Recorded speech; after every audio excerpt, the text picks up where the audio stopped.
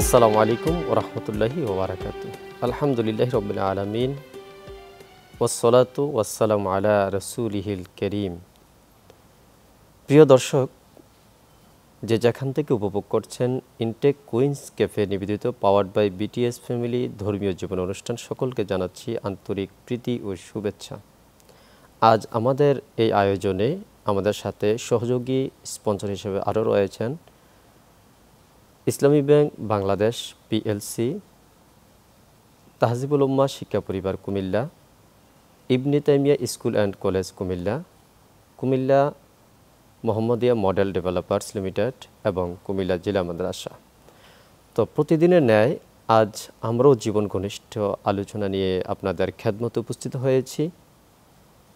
যেই বিষয়গুলো হচ্ছে, আমাদের কাছে কিছু প্রশ্ন রয়েছে, যে প্রশ্নের উত্তরগুলো আমরা চাই এবং সকলেরই জানা উচিত। আর সেই প্রশ্নগুলো আমাদের জীবনে প্রয়োজন, এবং বিশেষ করে এই রমাদানে আমরা যারা সিয়ামরত করছি, সিয়াম আদায় করছি, আমাদের জন্য খুবই জরুরি এবং জীবন ঘনিষ্ঠ। তো কথা না বাড়িয়ে আমরা যাব আমাদের সেই আলোচক মহোদয়ের কাছে, যিনি আজকের এই প্রশ্নগুলোর জবাব দিবেন। আজকে এই প্রশ্নগুলোর জবাব দেওয়ার জন্য আমাদের স্টুডিওতে আমন্ত্রণ করেছি বিশিষ্ট ইসলামী চিন্তাবিদ, মুফাসসিরে কোরআন, লেখক, গবেষক, ঐতিহ্যবাহী একবারিয়া আলিম মাদ্রাসা বরুড়া কুমিল্লার সহকারী অধ্যাপক আলহাজ হযরত মাওলানা হাবিবুর রহমান আল ফরিদি। আসসালামু আলাইকুম ওয়া রাহমাতুল্লাহ। ওয়ালাইকুম আসসালাম রহমতুল্লাহ। মহোদয়, আপনাকে স্বাগত জানাচ্ছি আমাদের আজকের এই অনুষ্ঠানে। আলহামদুলিল্লাহ। আপনি কেমন আছেন? আলহামদুলিল্লাহ, ভালো আছি। আপনি ভালো আছেন? জি আলহামদুলিল্লাহ। আমাদের কাছে এমন কিছু প্রশ্ন এসেছে, যে প্রশ্নগুলো আপনার সামনে আছে, যে এই রমজানুল মোবারকেও আমাদের এমন কিছু প্রশ্ন উত্তর জানা প্রয়োজন, যে আমরা রোজা রাখতে গিয়ে কিছু ভুল ত্রুটি করে ফেললে কি করতে হবে, আবার কি করা যাবে কি করা যাবে না, কি করলে রোজা ভেঙে যাবে অথবা রোজা ভাঙবে না। অনেকের আমরা দেদুল্যমান রয়েছি। এর থেকে পরিত্রাণের জন্য সর্বোচ্চ আল্লাহ রাব্বুল আলামিনের এই তাকওয়া অর্জনের লক্ষ্যে এবং আল্লাহর সাথে মোলাকাতের লক্ষ্যে আমরা জানবো সেই কথাগুলো ইনশাআল্লাহ তাআলা আপনার কাছ থেকে। জি আলহামদুলিল্লাহ। প্রশ্নগুলো আছে আমার সামনে। এখানে প্রায় 21টির মতো প্রশ্ন দেওয়া হয়েছে, আলহামদুলিল্লাহ দিয়েছেন। তাই এই প্রশ্নগুলো সংক্ষিপ্ত আকারে ইনশাআল্লাহ বলার চেষ্টা করব। জি ইনশাআল্লাহ। বলা যাবে না। এখানে অনেকগুলো প্রশ্ন এসেছে, আলহামদুলিল্লাহ গুরুত্বপূর্ণ। এর মধ্যে প্রথম যে প্রশ্নটা আমি জবাব দিচ্ছি, রোজা অবস্থা যদি ভুলে কিছু খেয়ে ফেলে তার রোজা হবে কি না, আবার অসতর্কতাবশত খেয়ে ফেললে বা জোর করে খাওয়াই দিলে বা ইচ্ছাকৃত কেউ খেয়ে ফেললো বা স্ত্রী সম্ভোগ করলো, রোজার বিধান কি? প্রথম কথা হচ্ছে, ভুলে যদি কেউ কিছু খায়, নবী সাল্লাল্লাহু আলাইহি ওয়াসাল্লাম বলেছেন ইজা নাসিয়া ফাআকালা ওয়া শারিবা, কেউ ভুলে খেয়ে ফেললো, পান করে ফেললো, ফালিউতিম্মা সিয়ামাহু, সে রোজাটাকে পূর্ণ করে। ফাইন্নাহু আতআমাহুল্লাহু ওয়া সাকাহু, তাকে আল্লাহ খাওয়াইছেন, আল্লাহ পান করাইছেন। সুবহানাল্লাহ। যদি ভুলে কেউ কিছু খায় তাহলে সেটা তার রোজার কোনো সমস্যা হবে না, রোজা হয়ে যাবে। যদি খাওয়া অবস্থায় মনে হয় যে খেতেছে, খাওয়া অবস্থায় মনে হয়েছে যে আমাদের রোজা আছে, তখন সে সঙ্গে সঙ্গে ফেলে দিবে, কুলি করে ফেলবে, মুখ পরিষ্কার করে ফেলবে, সেখানে আর সামনের দিকে সামনে যাবে না, বাস রোজা হয়ে যাবে। হ্যাঁ, যদি এরপর যদি খায়, সে মনে হওয়ার পরে খায়, তাহলে কিন্তু কাজা করতে হবে রোজাটাকে আবার। এরপরে যে কথাটা লিখছেন, যে প্রশ্ন করেছেন, যে অসতর্কতাবশত খেয়ে ফেললে, যেমন আপনি রোজা আছেন, মনে আছে, কিন্তু কুলি করার সময় গড়গড়া করছেন, পেটে খাবার চলে গেল, পানি চলে গেল, অথবা পুকুরে গোসল করতে গিয়ে এমন ঝাঁপ দিয়ে পড়ছেন, ভিতরে পানি চলে গেল, নাকি দিয়ে পানি ঢুকে গেল, তখন কিন্তু আরেকটু এই রোজাটা রাখবে, সে এই রোজাটা ভাঙবে না, রোজাটা রাখবে যতটুকু হয়ে গেছে। এই কারণে তাকে আরেকটি রোজা কাজা করতে হবে। তবে কাফারা দিতে হবে না? না, কাফারা লাগবে না, শুধু কাজা করলে হবে। আর জোর করে কেউ খাওয়াইলে, হ্যাঁ, যদি জোর করে কেউ খাওয়াই দেয় আপনাকে, তাহলে রোজা ভাঙবেও না, কাজা হবে না, কাজা করতে হবে না, কিছু লাগবে না, তার রোজা হয়ে যাবে, কোনো সমস্যা নাই। যদি কাউকে জোর করে কিছু খাওয়াই দেয়, রোজাদার সে হয়তো কোনো মুসলিম অথবা কোনো জালিম তাকে জোর করে খাওয়াই দিল রোজা অবস্থায়, এই জন্য তার রোজার কোনো সমস্যা হবে না, যেহেতু সে ইচ্ছাকৃত খায় না, জোর করে খাওয়ানো হয়েছে। ইচ্ছাকৃত খেলে বা স্ত্রী সম্ভোগ করলে ইচ্ছাকৃতভাবে, তাহলে অবশ্যই রোজা ভেঙে যাবে। শুধু এখানে কাজা করলে হবে না, কাফারা দেওয়া লাগবে। কাফারার বিধান হচ্ছে একাধারে 60 রোজা রাখতে হবে। যদি 30টা রেখে ভেঙে ফেলেন আবার এক থেকে গুনতে হবে, 60 রোজা রাখতে হবে। মা বোনদের ক্ষেত্রে নির্দিষ্ট সময় যেহেতু তাদের মিন্স বিষয় আছে, ওগুলা দিনগুলো বাদ দিয়ে আবার সে পুরা 60টি পূর্ণ করবে। তাহলে বোঝা গেল কেউ যদি ইচ্ছে করে যদি একটি রোজা ভাঙে, রোজা রাখতে হবে কয়টি? 60টি নয়, 61টি। একটি হলো কাজা আর একটি হলো আর একটি কাজা, 60টি হলো কাফারা। কেউ যদি 5টি রোজা ভাঙে বা 6টি রোজা ভাঙে, তাহলে আল্লাহ এখানে সহজ করে দিচ্ছেন। 6টি রোজা ভাঙলেও 60টিকে একটা কাফারা একটি, অর্থাৎ 60টি রোজা রাখবে, আর 6টি হবে কি কাজা।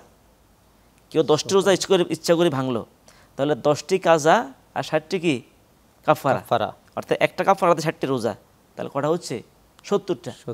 এখানে আল্লাহ সহজ করে দিয়েছেন। একটা ভাঙলে যে পরিমাণ কাফারা প্রতি রমজানে, এক রমজানের মধ্যে যদি কেউ একটি রোজা যদি ইচ্ছাকৃত ভাঙে, কাফারা একটি। যদি 5টিও ভাঙে, কাফারা কয়টি? একটি, অর্থাৎ 60টি রোজা। আর যতটা ভাঙছে অতটা কাজা। 5টি রোজা ভাঙছে, 5টা কাজা, 60টি কাফারা, কটা হয়েছে? 65 রোজা রাখতে হবে একাধারে। এরপর যে প্রশ্নটা আসছে, রোজার নিয়ত বাংলায় করবে নাকি আরবিতে করবে, মুখে উচ্চারণ করা শর্ত কিনা? আসলে রোজার নিয়ত এটা বাংলাও করতে হবে না, আরবিতেও লাগবে না, এটা মুখে বলার প্রয়োজন না। নিয়ত মানে এরাদা, ইচ্ছা করা, সংকল্প। আপনি যেমন জুমার দিনে আমরা মসজিদে জুমার সময় কেন যাই? জুমার নামাজ পড়তে যাই, তখন তো আসর পড়তে যাই না, মাগরিব পড়তে যাই না। এই যে বাড়ি থেকে যে ওযু করে পবিত্রতা অর্জন করে জুমার দিকে যাচ্ছি জুমার নামাজ পড়ার জন্য, এই যে নিয়ত লয়ে বেরোইছি আমি, সেখানে গিয়ে বলবো কি আল্লাহু আকবার। নিয়ত লাগবে, নিয়ত ছাড়া রোজা হবে না, নিয়ত ছাড়া নামাজ হবে না, নিয়ত লাগবে। তবে নিয়তটা মনের বিষয়। এই যে আমরা ভোর রাত্রে খেতে উঠি, কেন উঠি? যে আমরা আগামী দিন রোজা রাখবো, এই নীতি খাচ্ছি। মাঝে মধ্যে এমন হতে হয়, আপনি ঢাকা শহরতে কুমিল্লা গিয়েছেন, আপনার বাড়ি কুমিল্লা গিয়েছেন, হয়তো রাতে 3টা বেজে গেছে, 4টা বেজে গেছে, অন্য কোনো মাসে আপনি খাওয়া দাওয়া করে শুয়েছেন। আপনি কিন্তু রোজার উদ্দেশ্যে খান নাই, আপনি খাবার খাননি বলে খেয়েছেন। আগামী দিন রোজা রাখবেন এই উদ্দেশ্যে খান নাই না, সুতরাং আগামী দিন রোজা রাখবেন এই উদ্দেশ্যে খেলেই বাস নিয়ত হয়ে গেল। এখানে আরবিতে বলা দরকার নাই, বাংলাতে বলা দরকার। নবী সাল্লাল্লাহু আলাইহি ওয়াসাল্লাম নবী সাল্লাল্লাহু আলাইহি ওয়াসাল্লাম নিয়ত মুখে উচ্চারণ করেন নাই, নবী সাল্লাল্লাহু আলাইহি ওয়াসাল্লাম নিয়ত মনে মনে খেয়াল করেছেন। যদি নবীজি মুখে উচ্চারণ নিয়ত করতেন, যেটা আমরা বলি যে নাওয়াইতু নাসুমা গাদান অথবা নাওয়াইতু উসাল্লি লিল্লাহি তাআলা, এভাবে যে নামাজের নিয়ত আরবিতে অথবা রোজার নিয়ত আরবিতে এগুলো বলা হয়, এগুলো কোনো আলেম লিখেছে, এগুলো হাদিসের ইবারত নয়। নবী সাল্লাল্লাহু আলাইহি ওয়াসাল্লাম মুখের কথা নেই, এগুলো কোনো আলেম লিখেছে। তো যাক, আমরা যে বিষয়টা মনে রাখতে হবে যে নিয়ত হচ্ছে মনের ইচ্ছা, এরাদা। তবে নিয়ত লাগবে, নিয়ত ছাড়া কিন্তু রোজা হবে না, নিয়ত অবশ্যই লাগবে। তারপরে সাহারি না খেলে, যে প্রশ্নটা করে সাহারি না খেলে রোজা হবে কিনা, বা সাহারি খাওয়া অবস্থা যদি সাহারির সময় শেষ হয়ে যায় তখন কি করবে? হ্যাঁ, সাহারি খেতে হবে। প্রথম কথা সাহারি খেতে হবে, খাওয়াটাই কর্তব্য। কোনো কারণে না খাইতে পারলে রোজা রাখতে হবে, আর খাওয়াটাই কর্তব্য। তাসাহহারু ফাইন্না ফিস সাহরি বারাকা, নবী সাল্লাল্লাহু আলাইহি ওয়াসাল্লাম বলেন তোমরা সাহারি খাও, সাহারির মধ্যে বরকত রয়েছে। এই জন্য সাহারি খাওয়াটাই বরকত। এর মধ্যে যদি আপনার ক্ষুধা না থাকে, প্রয়োজন 1 গ্লাস পানি পান করেন, 1 গ্লাস দুধ পান করেন, বা একটা খেজুর খান। নবী সাল্লাল্লাহু আলাইহি ওয়াসাল্লাম আরেক হাদিসে বলেছেন নি'মা সুরুল মুমিন আত-তামার, মুমিনদের উত্তম সাহারি হচ্ছে খেজুর। তাহলে আপনি খেজুর খেতে পারেন। আমরা সাহারিতে আমরা যদি খেজুর খাই, এটা সুন্নাহ আদায় হবে। নবী সাল্লাল্লাহু আলাইহি ওয়াসাল্লাম মুমিনদের উত্তম সাহারি বলেছেন খেজুর, এই জন্য আমরা খেজুর খেতে পারি। যদি ক্ষুধা না থাকে, প্রয়োজন একটা খেজুর খান, 1 গ্লাস দুধ পান করুন, 1 গ্লাস পানি খান, তাহলেও আমরা সাহারি বরকতটা পেয়ে যাব। আর সাহারি খাওয়া অবস্থা যদি সময় শেষ হয়ে যায়, যদি সাহারি খাওয়া অবস্থা সময় শেষ হয়ে যায়, যে সময় ওভার হয়ে গেছে, অনেক সাহারি খাওয়ার সময় যে সময় ছিল বা চলে গেছে, বেশ কয়েক মিনিট বা অনেক সময় চলে গেছে, তখন আপনাকে রোজা রাখতে হবে। ঠিক এই রোজাটার আরেকটা রোজা কাজা করতে হবে, কাজা করতে হবে। তারপরে সাহারি যদি কেউ না খেতে পারে, ধরেন মানে সে ঘুমন্ত ছিল, খেতে পারে নাই, ফজরের সময় হয়ে গেছে, তাহলে সে এইভাবে রোজা রাখবে, কিন্তু কাজা করতে হবে না। রোজা এটাই রাখবে, বা রোজাটা এভাবে সে রাখবে, অর্থাৎ সাহারি না খেয়ে সে রাখবে। যদি সে কোনো কারণে খেতে না পারে, কোনো সমস্যার কারণে, তো ঘুমের কারণে খেতে না পারে। তারপর যে প্রশ্নটা আসছে, অসতর্কতা বশত যদি কেউ সময়ের আগে ইফতার করে ফেলে, তাহলে তার রোজার কি হবে? হ্যাঁ, যদি সময় হওয়ার আগে ইফতার কেউ করে ফেলে, নিজের ভুলে ইচ্ছাকৃত করলে তো এটা তো আপনার কাফারা দেয়া লাগবে। এই যে মানে অসতর্কতা বশত, হয়তো ঘড়ির সমস্যা ছিল অথবা যে কোনো কারণে সে ইফতারের সময়ের আগে ইফতার করে ফেলছে, তখন তাকে আরেকটা রোজা কাজা করতে হবে। মানে কাফারা দিতে হবে না, আর না, ইচ্ছাকৃত কাফারা হলে লাগবে না, শুধু কাফারা শুধু দিতে কাজা করতে হবে। আর ইফতারে একটা কথা মনে রাখতে হবে, লা ইয়াজুরুন নাসু বিখাইর মা আযজাল ফিত্র, নবী সাল্লাল্লাহু আলাইহি ওয়াসাল্লাম বলেছেন যে মানুষেরা বরকতপূর্ণ ততক্ষণ থাকবে যতক্ষণ দ্রুত ইফতার করে। ইফতারের সময় হয়েছে ইফতার করে ফেলবো, আমরা ইচ্ছাকৃত দেরি করাটা মাকরুহ। সময় হয়েছে মাত্র আমরা ইফতার করে ফেলবো, এটা হচ্ছে ইফতারের একটা ফজিলত। জি, আসবো ইনশাল্লাহ এই পয়েন্ট থেকে আপনার কাছে ইনশাল্লাহ। দর্শক, আমরা এতক্ষণ পর্যন্ত উপভোগ করছিলাম ইনটেক কুইন্স ক্যাফে নিবেদিত পাওয়ার বাই বিটিএস ফ্যামিলি ধর্মীয় জীবন অনুষ্ঠান। তো সময় হলো যাওয়ার বিরতিতে, যাচ্ছি ছোট্ট একটু বিরতিতে, ততক্ষণ আমাদের সঙ্গেই থাকুন।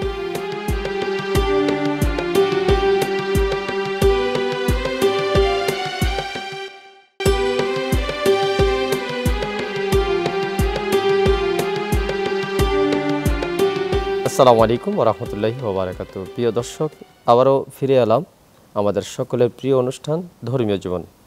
তো বিরতির সময়টুকু আমাদের সঙ্গে থাকার জন্য জানাচ্ছি সাধুবাদ।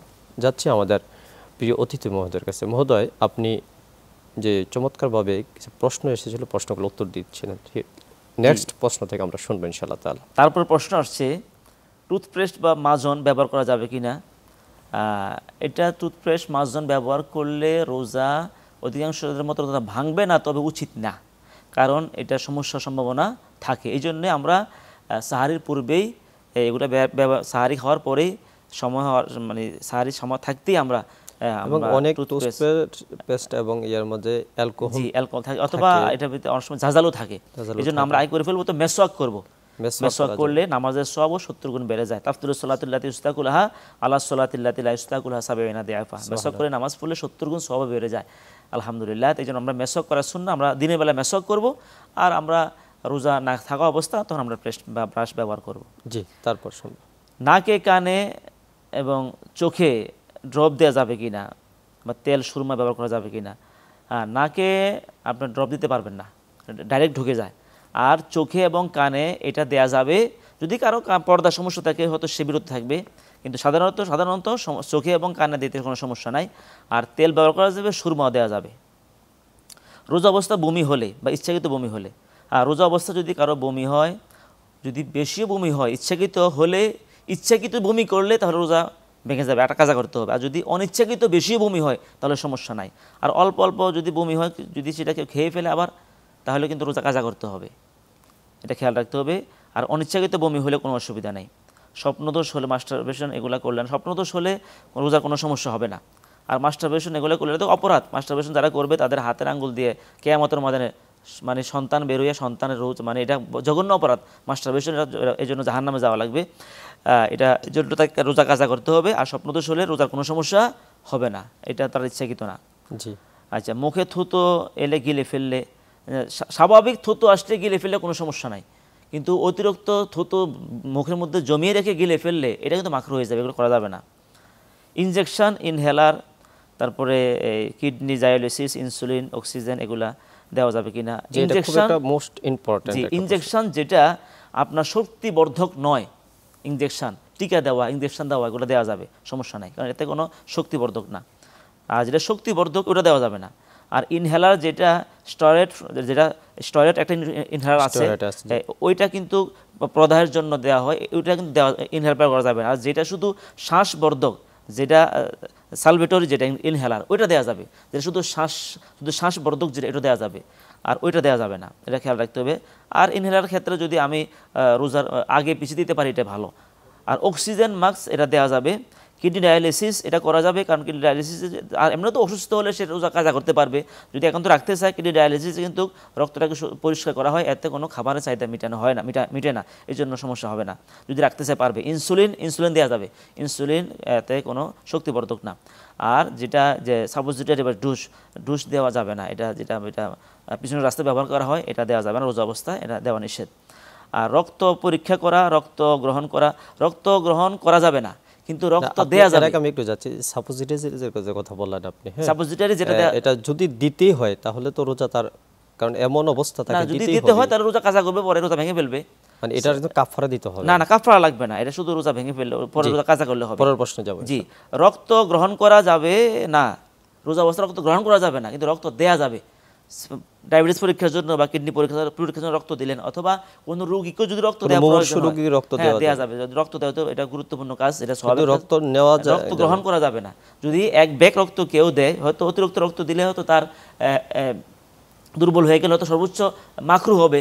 যদি অতিরিক্ত রক্ত দেয়, তারপরও যদি প্রয়োজন হয় সে দিবে, রোজার সমস্যা হবে না, রোজার অবস্থা দিতে পারবে। তারপরে খোঁচা লেগে বা কেটে রক্ত বের হলে কোনো অসুবিধা নেই। তারপর রোজা অবস্থায় গীবত, চুগলখড়ি, মিথ্যা, না এগুলো বলা যাবে না।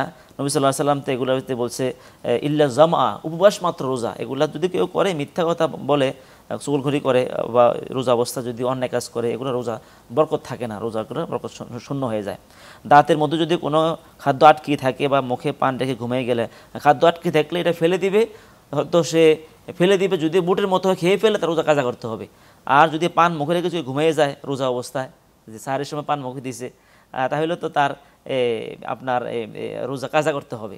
আর বিড়ি সিগারেটের ধোঁয়া, বিড়ি সিগারেটের ধোঁয়া, আগরবাতি, এগুলো যদি কেউ ইচ্ছাকৃত নাকে নেয় তাহলে রোজা কাজা করতে হবে। আর যদি অনিচ্ছাকৃত একজনে বিড়ি পান করছে, তার সামনে দেখেছে বিড়ি ধোঁয়া চলে আসছে বা আগরবাতির ধোঁয়া চলে আসছে, অনিচ্ছাকৃত যদি ধোঁয়া চলে যায় নাকের ভিতরে, অসুবিধা নাই, ইচ্ছাকৃত নিলে রোজা কাজা করতে হবে। আচ্ছা, এখানে সুঘ্রাণের বিষয়টা একটু, সুঘ্রাণ আতর নেওয়া যাবে, আতরের সুঘ্রাণ, এটা সমস্যা নাই, কিন্তু ধোঁয়াটা নেওয়া যাবে না। যদি সুঘ্রাণ ধোঁয়া হয় এটা নেওয়া যাবে না, ধোঁয়া জাতীয় নেওয়া যাবে না। তা বাংলাদেশ থেকে যদি কেউ আরব দেশে যায়, অথবা আরব দেশ থেকে বাংলাদেশের রোজা একদিন কমে যায়, বেড়ে যায়, হ্যাঁ রোজা যদি একজন তার অবস্থাটা যে আমি যাচ্ছি অথবা আসতেছি এমন একটা বেড়ে কমে, যদি আপনি আরব দেশে যান তখন রোজা তো একদিন কমে যাবে, যেহেতু তার আগে রোজা রাখে আমাদের চাইতে, তাহলে আপনি ওই দিন ঈদ করবেন ঠিক, আপনি পরে 8 রোজা কাজা করতে হবে। আর যদি আরব দেশ থেকে, আরবের কোনো দেশ থেকে বাংলাদেশে আসেন, দেখা যায় একটা রোজা বেড়ে গেছে, একদিন পরে ঈদ হচ্ছে, তাহলে আপনি একটা রোজা রাখতে হবে, অর্থাৎ ওই তাদের সাথে বাংলাদেশের সাথে ঈদ করতে হবে, আপনি রোজা ভাঙতে পারবেন না। এখানে আপনার রোজা হবে 31টা, হয়তো বা একটা বেশি হবে, বেশি হলে কি হবে, এটা নফল সওয়াব হবে, অসুবিধা নাই, কিন্তু রোজা রাখতে হবে। জি, অসুস্থ ব্যক্তি রোজা না রাখতে পারলে কি দিবে, এতে ফিদিয়া দিবে।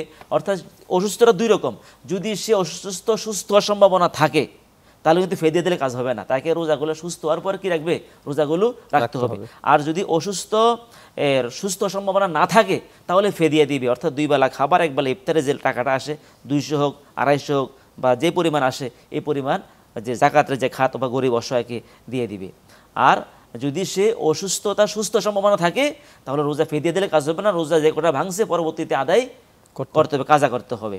তারপরে মা বোনদের মেডিসিন গ্রহণ করে পিরিয়ড বন্ধ করে রোজা রাখতে পারবে কিনা, না রোজার আদায় হয়ে যাবে। মেডিসিন গ্রহণ করে যদি তারা মিন্স বা পিরিয়ড বন্ধ রাখে তাহলে রোজা আদায় হয়ে যাবে, কিন্তু এটা ঠিক না, যেহেতু এটা আল্লাহ প্রদত্ত, এটা শারীরিক ক্ষতি, সে এভাবে থাকবে, অসুস্থ হয়েছে, পরবর্তীগুলো কাজা করতে হবে। মা বোনদের নামাজগুলো মাফ, কিন্তু রোজা কি হবে না, মাফ হবে না। যে কোনো রোজা ভাঙছে মিন্স অবস্থায়, ও রোজাগুলো পরবর্তীতে আদায় করতে হবে। তারপরে প্লেনে যদি কেউ পশ্চিম আকাশে যায়, দিন বড় হয়ে যায়, পূর্ব আকাশে গেলে দিন ছোট হয়ে যায়। হ্যাঁ, যখনই ইফতারের সময় হবে তখন ইফতার করবে। আপনি যদি পশ্চিম আকাশে প্লেনে যান, সময় আছে হয়তো আধা ঘন্টা, কিন্তু প্লেনে চলার কারণে সময় হয়ে গেছে 40 মিনিট হয়ে গেছে, 10 মিনিট বেড়ে গেল, তাহলে 10 মিনিট পরে আপনি কী করতে হবে, ইফতার করতে হবে। আর পূর্ব আকাশে গেলে যদি সময় কমে যায়, ধরেন আপনি প্লেনে যখন উঠছেন, সময় আছে 1 ঘন্টা সময় ইফতারের, কিন্তু আপনি পূর্ব আকাশে চলার কারণে দেখা যায় 50 মিনিটেই সূর্য ডুবে গেছে, বা যখন ডুববে তখন আপনাকে ইফতার বাস করে ফেলবেন। আমরা চাঁদ দেখে রোজা রাখবো, চাঁদ দেখে রোজা ভাঙবো। জি, আচ্ছা। তারপরে দেখেন ইচ্ছাকৃত এভাবে মোটামুটি আলহামদুলিল্লাহ মোটামুটি প্রশ্নগুলো জবাব চলে আসছে, কিন্তু আমাদেরকে আলহামদুলিল্লাহ চেষ্টা করতে হবে এই বিধিবিধানগুলো মেনে আমরা যেন রোজাগুলো সঠিকভাবে পালন করি। চমৎকার আলোচনা করেছেন, আল্লাহ আমাদেরকে আমল করার তৌফিক দান করুক, আমিন। প্রিয় দর্শক, আমরা এতক্ষণ পর্যন্ত উপভোগ করছিলাম আমাদের সকলের প্রিয় চ্যানেল 24-এর অনন্য আয়োজন ধর্মীয় জীবন অনুষ্ঠান। আজকের এই অনুষ্ঠানের টাইটেল স্পন্সর ছিলেন Intech Queens Cafe, powered by BTS family. Quiz sponsor হিসেবে ছিলেন Islami Bank Bangladesh PLC, Ibne Taimiya School and College Comilla Mohammadia Model Developers Limited, Tahjibul Ummah Shiksha Paribar Comilla এবং কুমিল্লা জিলা মাদ্রাসা। তো শেষ করতে হচ্ছে আজ এখানেই। শেষ করার পূর্বে সকলের সুস্থতা কামনা করে, মঙ্গল কামনা করে আগামী পর্ব দেখার আমন্ত্রণ রইল। ততক্ষণ পর্যন্ত ভালো থাকবেন, সুস্থ থাকবেন। আসসালামু আলাইকুম ওয়া রাহমাতুল্লাহ।